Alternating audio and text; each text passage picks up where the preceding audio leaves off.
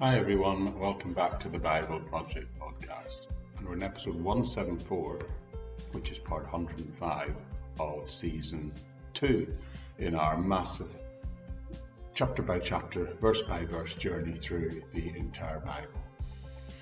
And we're going to dive straight in today because we're really picking up the narrative exactly where we left it last time in the story of Abraham and Lot. And this time we're going to look at the source of the conflict that lies between them. And that's covering the point at which we closed off last time, Genesis 13, verses 5 to 7. And I'll just read to you that text again so we can pick up straight away. So picking up at verse 5, it says this. Now Lot was moving about with Abraham, and also had flocks and herds and tents, but the land could not support them while they were staying together. For their possessions were so great that they were not able to stay together, and quarrelling arose between Abram's herders and Lot's. The Canaanites and the Perizzites were also living in that land at this time. Now, reading the earlier part of the passage alongside this, you can't help but notice that we were told back in verse 2 that Abraham was rich and had herds and livestock and tents and silver and gold. So Lot is declared to be rich in herds and livestock and tents. So Lot is quite rich, but not as rich as Abraham. Abraham had possessions, but in spite of his mistakes, his possessions didn't seem to have the same hold in them as Lot and his did. Some have summarized this as saying Abraham was rich and spiritual, but Lot was rich and carnal. And this is what sets up a quarrel between them, which we see played out here in verses 6 and 7. Now, I've met people in my work life, and I've been in situations where I thought, this company or this organization or this office isn't big enough for these two people to work together or work alongside each other. I wonder if that attitude sometimes prevails in our local churches as well.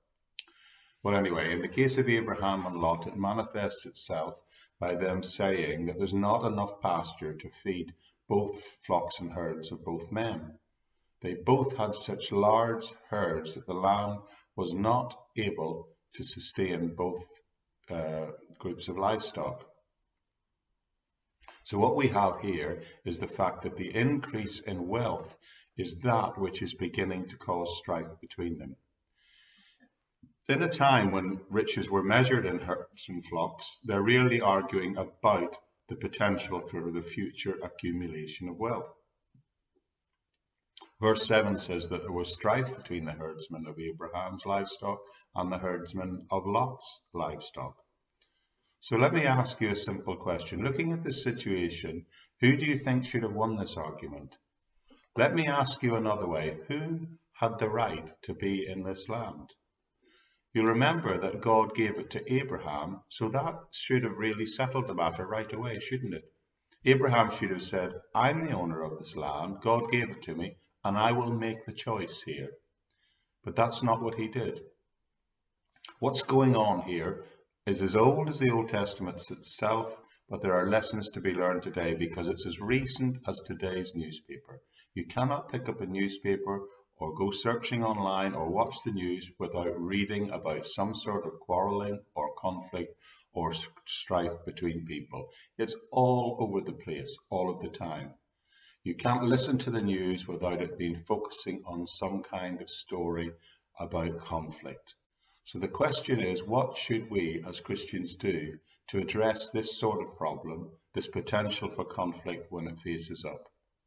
Well, I'd like to suggest that in the next part of the passage will tell us very clearly how we can resolve this, how we can face off conflicts at the very beginning when they arise. And it will start in verses 8 through to verse 13, and you may be surprised at God's plan and God's way of resolving conflict, but we shall pick that up together next time. I'd remind you that there's always a transcript of any of these podcasts in the audio version of the website In the audio version of the podcast, if you go into the episode notes, you'll find a full transcript there. That's perhaps your easiest and best port of call, but there should also be links on anywhere you see it posted on the YouTube channel or on Facebook. So that's it for today, and we'll pick up this narrative from exactly where we've left off next time. I'll see you all again very soon. Bye for now from the Bible Project Daily Podcast.